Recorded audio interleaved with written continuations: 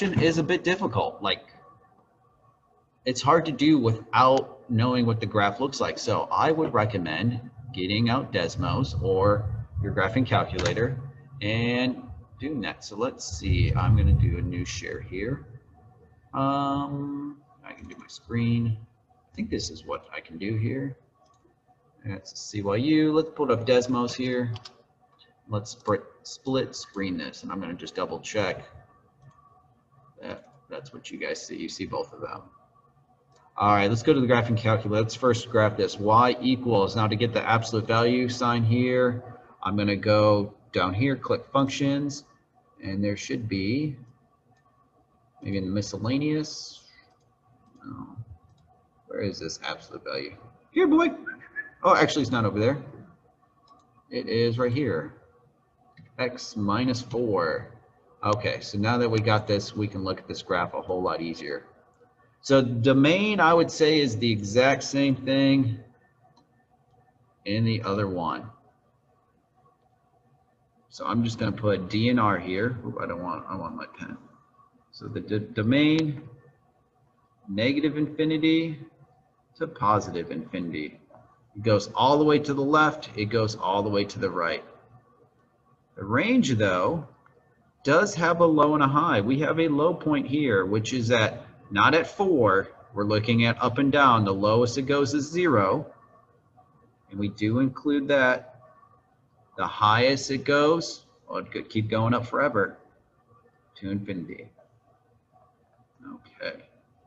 Dang, I wish I could just do that here. All right, so pause the video if you need to write that down, but I'm going to have to delete it so I can get to the next graph. All right, next we got y equals 6x minus 2x squared. Okay. I wonder if you guys can hear that thunder. Sounds pretty fun. I don't think I'm going on my run today. All right, so the domain. Hey, look at this. This will be a common thing too, especially when we're dealing with first functions. We're going to keep it simple. Domain. This graph would keep going to the left eventually and would keep going to the right. We could zoom out if we wanted to, but negative infinity to positive infinity is the domain. The range, well, let's look at this one here. This one has a max of that 4.5. Yeah, it'd be 4.5. Did I type that in right? And then it would go all, so the lowest it goes is negative infinity. But we do have a maximum now of 4.5. Oh, I did the wrong bracket. All right, it does include that 4.5%. Over, God, that'd be tough to figure out without a graphing calculator. Ooh, try that again. I'm staring at the wrong thing. I gotta use this pen here. Boop, boop, boop. Yeah, good enough. So it's that hard bracket there. Okay. So there's domain and range real quick. All right, let's go back to full screen these notes up here. Keep going. All right, X and Y intercepts. So this would be the next point. So X and Y intercepts are your starting and location for the Y intercept, typically in a story problem. And your X intercept is where the graph crosses the left and right line. So we got another warm-up activity here. A car starts on the journey. Okay. Can't really have them both, so I'll just list them here. All right, starts on a journey with a full tank of gas. The equation y equals 16 minus 0.05x relates to the number of gallons of gas, y, left in the tank to the number of miles traveled by x, where x and what are the x and y intercepts of the graph and what do they represent? So let's first see the x-intercept. The x-intercept is right here on the, where does it cross the, actually, no, it's not. The x-intercept is, sorry, calculus, we did y first. Get my brain mixed up. The x-intercept is over here. So the x-intercept is, we'll say, is at 320. And let's just do, for the sake of it, over here, the y-intercept. So you can see both of them. Ooh. The y-intercept is at the point 16, 0.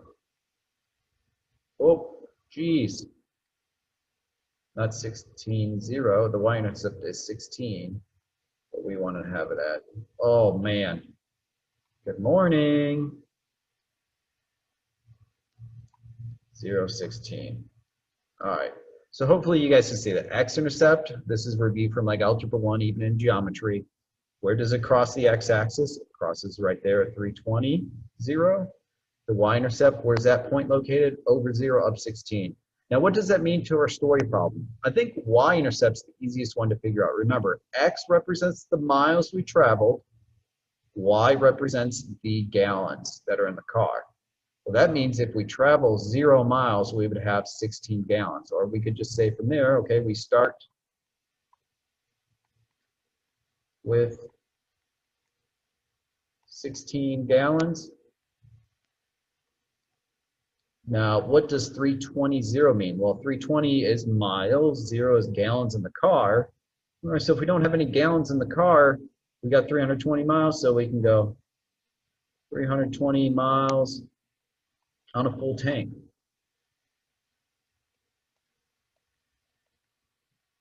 I'm assuming they filled the tank up all the way.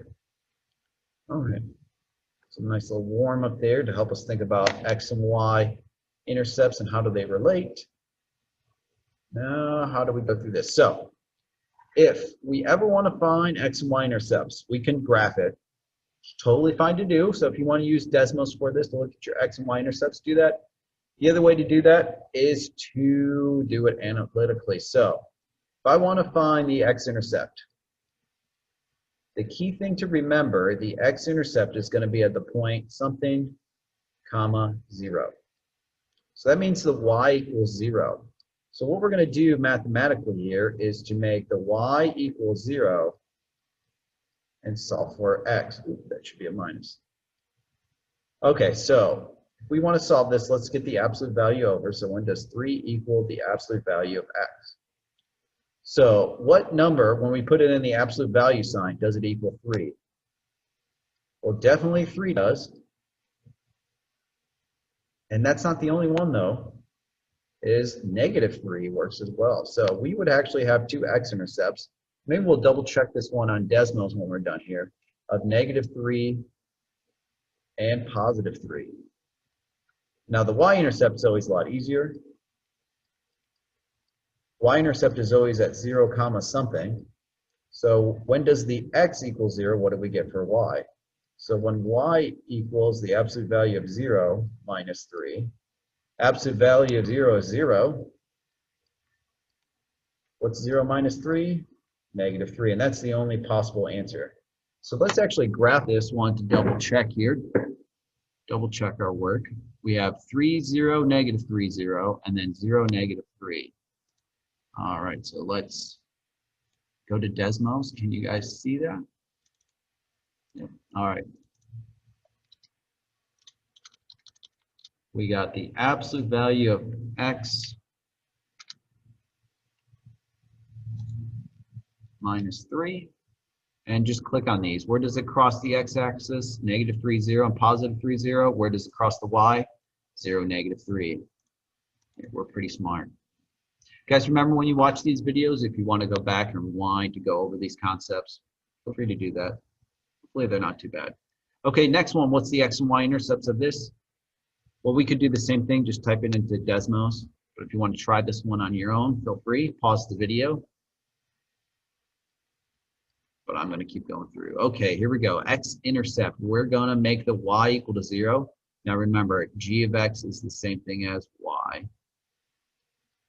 All right, so it would be 0 equals 4 minus x squared. All right, I'm going to move the x squared over to the other side because I always like having positive x's. So x squared equals 4. So what number squared does it equal 4? Well, that would be 2, but actually not just 2, positive and -2. So we would have -2, 0 as our x-intercept and a +2, 0 as our x-intercept. Now the y-intercept, easier to figure out. We just make the y equal to, oh no, we make the x equal to 0. And solve for that. Well, here we go. Takes you about 2 seconds here. 0 squared 0, 4 minus 0 is 4. So we'd have a y-intercept at 0, x, 4 for y. Hopefully you did all right. And double check on Desmos. Okay. So this would be a good time to pause the video if you need a break, take it. But I'm going to keep going through recording these videos, see if a longer one works out all right. Maybe I could always timestamp these videos too on YouTube. We'll see how this goes. The next point are these positive and negative intervals. So the positive and negative intervals is where the graph is above the line or below it. So if we look at this graph here, this graph is above the line from everything from -3 to the left, and it's above the line from +3 to the right. So we would say that's positive. And if we're going to use interval notation, we would say from -infinity all the way up to 3. Now, the actual point 3 is at 0. 0 is neither positive or negative, so we're not going to use a hard bracket. And then we can say and. I like to just use that symbol. Some people use like a union symbol. It don't matter. We're just going to put it 1. Then from -3 or from +3 to infinity, it's also positive above the graph. Okay, now what is below the graph? What is negative? Negative is where we have all our y values are less than 0. So that's where everything is below the x-axis, and that's in between 3 and 3, or -3 and 3. Oh, I did see a mistake I made.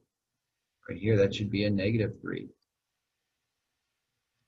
All right, so our negative, we're below the x-axis from -3 to +3. And that's the only point there. That's the only set we would have. And those would also be open brackets because those points, -3 and +3, are at 0, which doesn't have a value. Okay, so let's keep that concept going here as we move on. So let's look at the equation here. At h of x, and let's just call that y. Y equals 2x plus 10. So where is it positive? Where is it negative?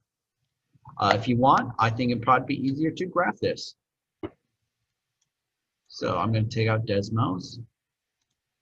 I think it's still okay. I think you guys can see that here. I'm just going to type in y equals 2x plus 10.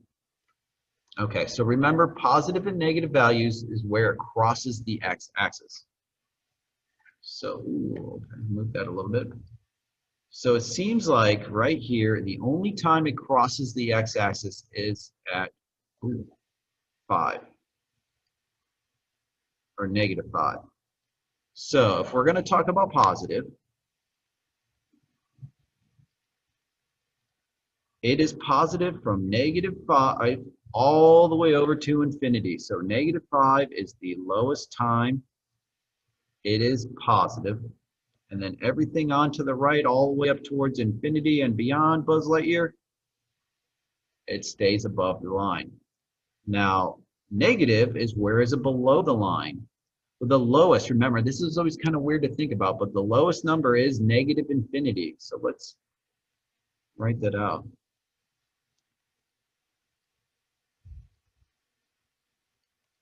So from -infinity, it's below the line, and it stays below the line until we get up to -5. All right, so hopefully that kind of clears some things up. The next one, a lot of people get these confused because now we're going to be looking at direction and not so much where its location is at. So we might have to draw a little bit more on. So increasing or decreasing functions.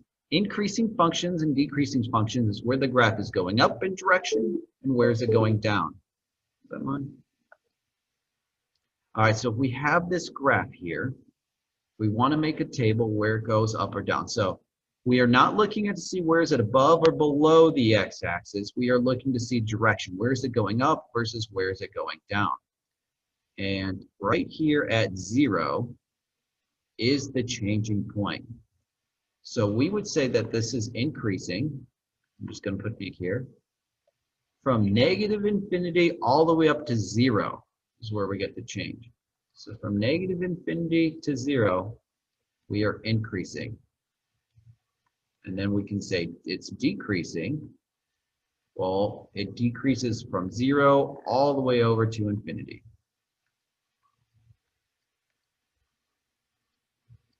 There you go. So that's how we'd write it in interval notation.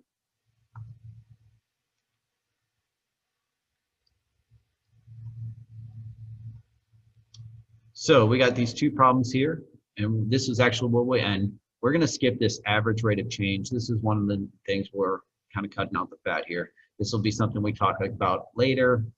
Kind of, I think it's confusing to toss to you right now. I think there might be a problem or two on your homework, but I just made them with 0 points. So if you guess it, get it right, awesome. If you don't, it won't hurt you. All right, we got these two problems here. We're going to figure out where they are increasing or decreasing.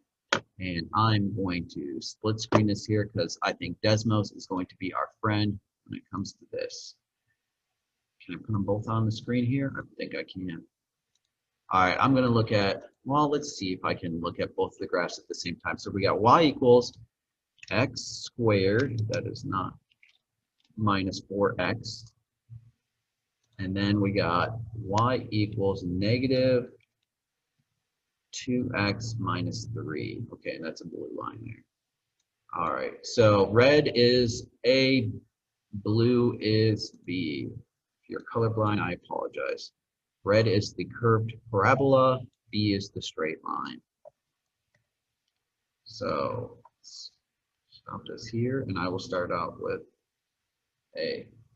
So I always like to see, all right, where's the change in direction? So this change in direction is coming in just this curved parabola right here at 2.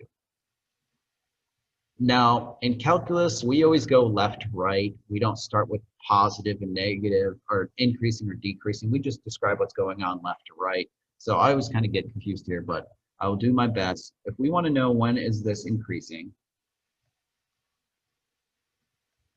it is increasing from 2 all the way on. So from 2 to infinity, this is going up. That's how we write our interval, from 2 to infinity. Now, when is this graph going down? It's going down all the way, starting at negative infinity, all the way till we get to 2. It's going down. All right, so we would write that as from negative infinity to 2. And that's it. This graph goes in 2 directions. It goes down, then up, and that's why we only have 2 solution points, which is actually a good way to think about it. The amount of directions you have would be the amount of solutions. So if you had a graph that went up and then down and then back up, we would actually have 3 parts because we would have 2 times right here and right here where it increases and only 1 time where it decreases, which actually brings us to the next problem. We look at this, B, the negative 2x minus 3, that is just a straight, I'm just erasing this old stuff here, straight line going down the entire time. So is this line ever increasing? Nope. I'm just going to put no solution there. There's no time it's increasing. When is it decreasing? The whole time it's decreasing. So that would be from negative infinity to positive infinity. Now, hate to get really particular here. If you think a graph never has increasing, there's no guarantee that it's negative infinity to infinity. So one thing in calculus, we go over this, you could have a point that could be increasing like this, and then have a point where it's flat, and then keep going up again. That point where it's flat right there is not increasing or decreasing, so you would actually have to break this up into 2 increasing points where you'd say right there at that one point, it's not doing either. Well, that's nitpicking. Okay, so that was all of lesson 1. And we will spend 2 days on lesson 1 just because we're taking our time with this. We're also trimming the fat, and I don't know how well you guys are going to go through this. So one thing at the end of the notes, there's always these key features. I'm just going to print off the notes from last year. So you're going to have this extra stuff that you guys won't need here. Don't worry about it. But here's some key features to look at, and they help you with domain and ranges if you're looking and you don't know. So always go back to it. You guys will have 2 assignments. You'll have CYU 1 and 2. So this will be your Tuesday and Wednesday assignments. I don't think there'll need to be a need to have a separate video for Wednesday. You can just watch this one over again if you need to, or you can reach out either in class or so. If you're here on Tuesday, we'll make sure you guys are notes and you're ready prepared to do Wednesday all on your own. If you weren't here on Tuesday, hopefully you watched this video and you can come into class on Wednesday with some questions. All right, guys, have a great day. We'll see you next time.